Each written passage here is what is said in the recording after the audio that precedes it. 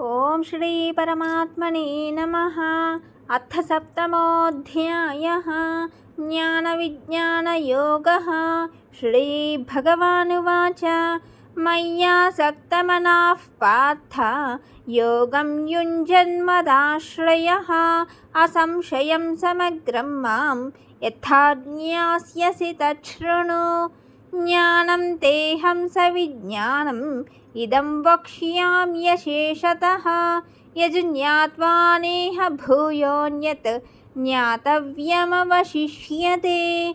मनुष्याणां सहस्रेषु कश्चिद्यतति सिद्धये यततामपि सिद्धानां कश्चिन्मां वेत्ति तत्त्वतः।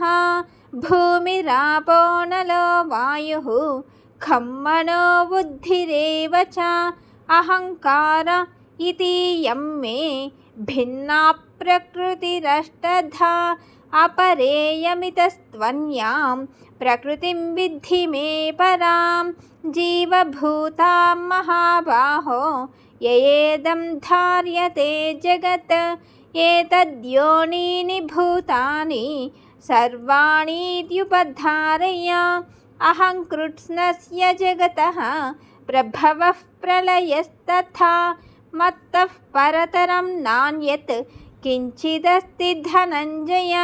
मयि सर्वमिदं प्रोतं सूत्रे मणिगणा इव रसोऽहमप्सु कौन्तेय प्रभास्मि शशिसूर्ययोः। प्रणवः सर्ववेदेषु शब्दः खे पौरुषं नृषु। पुण्यो गन्धः पृथिव्यां च तेजश्चास्मि विभावसौ। जीवनं सर्वभूतेषु तपश्चास्मि तपस्विषु। बीजं मां सर्वभूतानां विद्धि पार्थ सनातनं। बुद्धिर्बुद्धिमतामस्मि तेजस्तेजस्विनामहं। बलं बलवतां चाहं कामरागविवर्जितं। धर्मविरुद्धो भूतेषु कामोऽस्मि भरतर्षभ। ये चैव सात्विका भावाः राजसास्तामसाश्च ये मत्त एवेति तान् विद्धि न त्वहं तेषु ते मयि। त्रिभिर्गुणमयैर्भावैः एभिः सर्वमिदं जगत् मोहितं नाभिजानाति मामेभ्यः परमव्ययम्। दैवी ह्येषा गुणमयी मम माया दुरत्यया। मामेव ये प्रपद्यन्ते मायामेतां तरन्ति ते। न मां दुष्कृतिनो मूढाः प्रपद्यन्ते नराधमाः।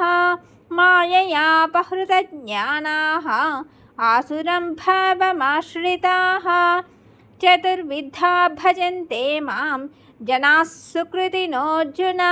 आर्तो जिज्ञासुरर्थार्थी ज्ञानी च भरतर्षभ। तेषां ज्ञानी नित्ययुक्तः एकभक्तिर्विशिष्यते। प्रियो हि ज्ञानिनोत्यर्थम् अहं स च मम प्रियः। उदाराः सर्व एवैते ज्ञानी त्वात्मैव मे मतम्। आस्थितः स हि युक्तात्मा मामेवानुत्तमां गतिं। बहूनां जन्मनामन्ते ज्ञानवान् मां प्रपद्यते। वासुदेवः सर्वमिति समहात्मा सुदुर्लभः। कामैस्तैस्तैर्हृतज्ञानाः प्रपद्यन्तेऽन्यदेवताः। तं तं नियममास्थाय प्रकृत्या नियता स्वया। यो यो यां यां तनुं भक्तः श्रद्धयार्चितुमिच्छति तस्य तस्याचलां श्रद्धां तामेव विदधाम्यहं। सतया श्रद्धया युक्तः तस्याराधनमीहते। लभते च ततः कामान् मयैव विहितान् हितान्। अन्तवत्तु फलं तेषां तद्भवत्यल्पमेधसां।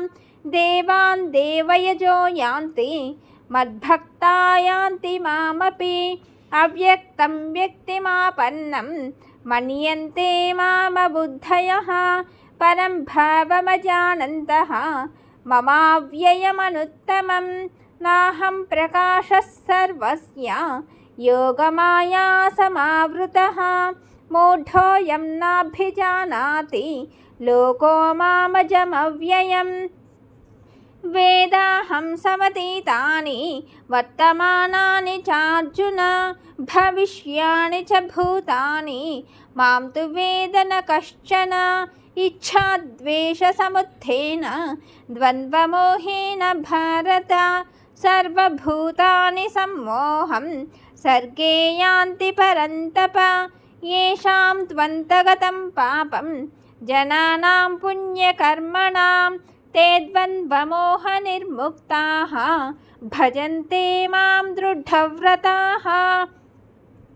जरामरणमोक्षाय मामाश्रित्य यतन्ति ये ते ब्रह्म तद्विदुः कृत्स्नम् अध्यात्मं कर्म चाखिलं साधिभूताधिदैवं मां साधियज्ञं च ये विदुः प्रयाणकालेऽपि च मां ते विदुर्युक्तचेतसः।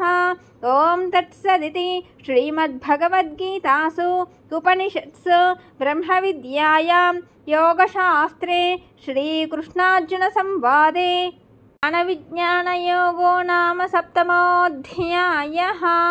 सर्वधर्मान् परित्यज्य मामेकं शरणं व्रज अहं त्वा सर्वपापेभ्यः मोक्षयिष्यामि मा शुचः।